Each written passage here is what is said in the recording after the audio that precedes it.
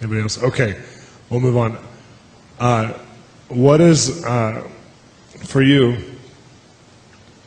what is the most spiritual experience you've had while either listening or performing? Either being a part of a team, performing, or listening to music. Tell me like a spiritual encounter you had in a nutshell. Go ahead, Michael. Undoubtedly. We were in Alexandria, Louisiana. It was when I was with Jason Upton. And we went into this college auditorium, and I basically just put the recorder on and let it go. And we were doing sound check, and I looked up to the ceiling, and I started seeing this fog coming through, and I figured it was just like the condenser in the air conditioner in the coil or something. This fog starts coming in the room, and I started feeling a whole lot of God all of a sudden. I really didn't put two and two together. I'm a little slow on the uptake sometime, and so I asked the janitor, I said, hey, what's that stuff coming out of the ceiling up there? And he looked up there and he said, I don't know, there's no pipes up there. And so this holy fear kind of came over me, and meanwhile there's all these youth guys in there, and they're real stoic, and they got their arms crossed, and everything's kind of like, let's see what you got, young man. One of those things. So we finished, and we just started playing, and it got to the point where it got so thick in there that I jumped off stage and I went and jumped under the soundboard. I mean, I felt so much God. I was like, oh my God, at any minute something's just going to bust through. And all of a sudden this little kid comes under the soundboard, and he goes, there's a 12-foot angel standing behind Jason Upton. And you know what?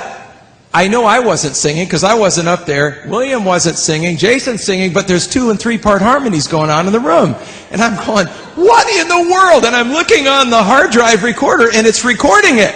And I'm thinking, if this is on here when I play this back, I'm going to come out of my skin. So all of a sudden, all this stuff happens. All these guys that were like, yeah, they're, Daddy, oh God, And Jason, I look at Jason, and he's up on stage, and his eyes are rolled back in his head, and he's teetering on his piano bench. I thought, oh my God, he's drunk. I thought that was something that he did all the time.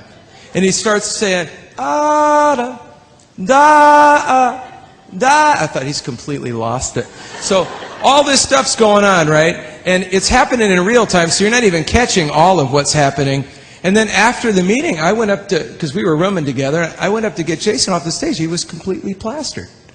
But he'd never been drunk in the spirit before, so he said, I'm feeling all tingly. My arms and, Michael, my legs. And make a long story short, he fell asleep in the dorm exactly like a drunk guy would. He just lay down on the bed with all his clothes on in his bag, and he was gone. So the next morning, I'm thinking, was that real? I went back to Nashville. And I'm in there with this engineer friend. I was producing the project, and sitting on there, we're going through all the material. We get to the song Fly.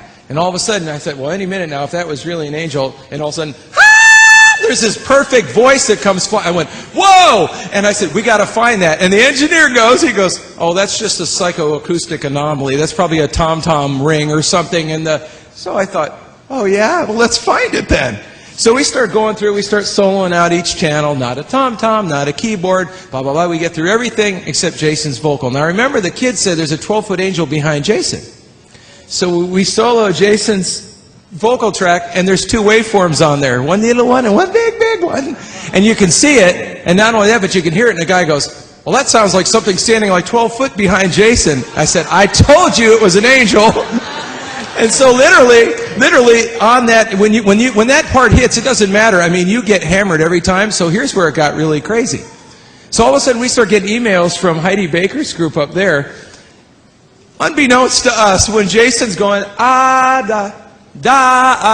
it's Malawi for come to the table. So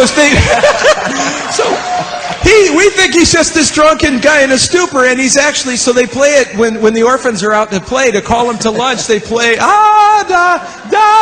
all the little kids come running in.